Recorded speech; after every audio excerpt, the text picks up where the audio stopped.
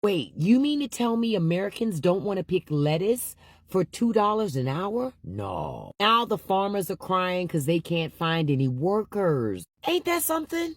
After you pushed out all of the immigrant workers who actually did the job, now you're standing around wondering why Chet and Kaylee won't come pick your cabbage in 100-degree weather for $4.75 and a Capri Sun? Y'all really thought folks were going to jump at the chance to break their backs for pennies on a dollar. But you know what's even funnier, y'all? Some of these farmers say the American workers they do get, they don't even last the whole damn day. One guy said somebody walked off by lunch, and honestly, I support it. Listen, I wouldn't be out there picking strawberries and fighting bees and being dehydrated just so that farmer could sell those strawberries for $12.99 a box at Whole Foods. Negative. See, they've been telling you this lie for years. They took our jobs. Nah, Americans, you didn't want those jobs. You just didn't want them to have the jobs either. Now look at you, a field full of crops and not a soul to pick them. Next time, think twice before turning labor into a culture war. Because now, it's just you and your own damn tomatoes.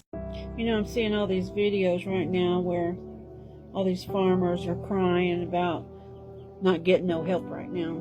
You know what? Let me ask you something. When have you ever heard of a black farmer crying about it? Never. And you want to know why? Because they ain't never got no help in the first place. That's right. USDA is literally admitted to discriminating against black farmers.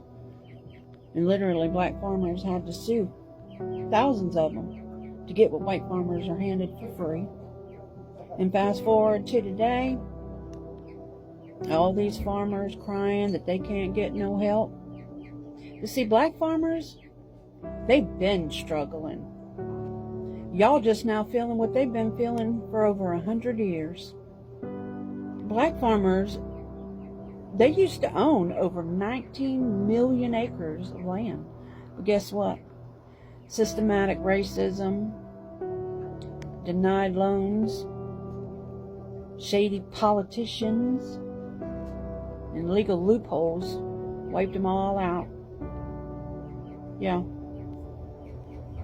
And now they're 1% of America's farmland.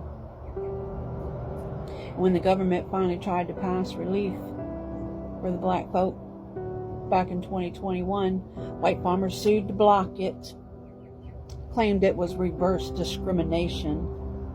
Make that make sense.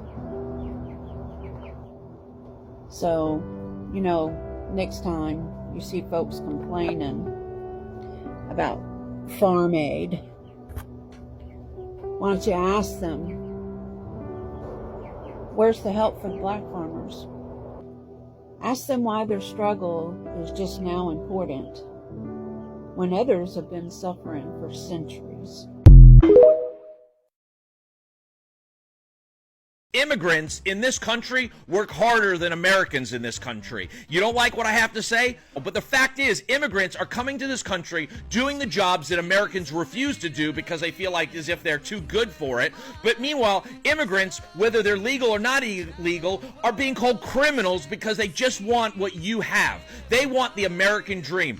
Illegal immigrants aren't coming into your house and stealing your food or stealing your kids' toys. No, they're coming here and working their butt off. The truth is that immigrants, and illegal immigrants especially, are less likely to commit any kind of violent crimes. There are statistics showing that immigrants cause or create less crime than actual citizens. Why? Because they're afraid of being detained and deported out of the country. So when you call immigrants criminals, what are you talking about? Because these people are here working their butt off, trying to do better for their families, trying to do better for their livelihood. They are trying to become citizens, but yet can't because the bureaucratic system that allows that to happen is taking so long, costs so much, it's almost making the American dream of being a citizen unattainable. And now you want to call them criminals. How is that justified? Hey there, it's day 34, and this is Juju. And today I'd like to talk about farm workers. So here I'm in Watsonville on my way to Soledad Prison to do empathy in action. And you can see in the distance here, the farm workers hard at work here in the field. I guess I can't get that. But I just want to talk about the support, the way that the media and certain people in our government are talking about immigrants, and particularly from, Mexico, Hispanic, immigrants. And these are some of the most hard-working people. This is back-breaking work. I've gone to a farm workers tour. There's a wonderful nonprofit called Farm Workers Family, Farm Worker Families. And I've gone on one of their farm workers tours and seen what it's like to have to try to pick strawberries, the conditions that they live in. Our immigration system is broken, absolutely. But we need to give this, because right now these people are working under slave conditions, always afraid to that they're, the threat of being undocumented in this country. And so this is the agricultural area, and everyone is like, if you want to try deporting people, who do you think is going to come out here and do this backbreaking work? So I just want to say how important immigrants and farm workers are, certainly to this area of California, and I send them my love and respect. And again, check out the Center for Farm Workers Family. It's a wonderful organization. So this is Juju, unscripted, unedited, unfiltered, coming from the fields of Watsonville, and lead with love.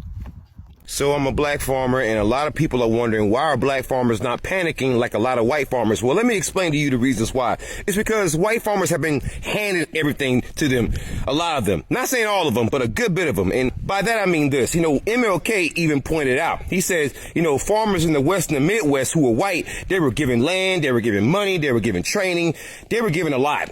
Whereas the black farmers weren't given anything, and the largest civil rights settlement in U.S. history is Pickford v. Glickman, where you had a class action lawsuit, bunch of black farmers all joined the lawsuit, and they won a huge settlement because the USDA was shown to be racist for decades.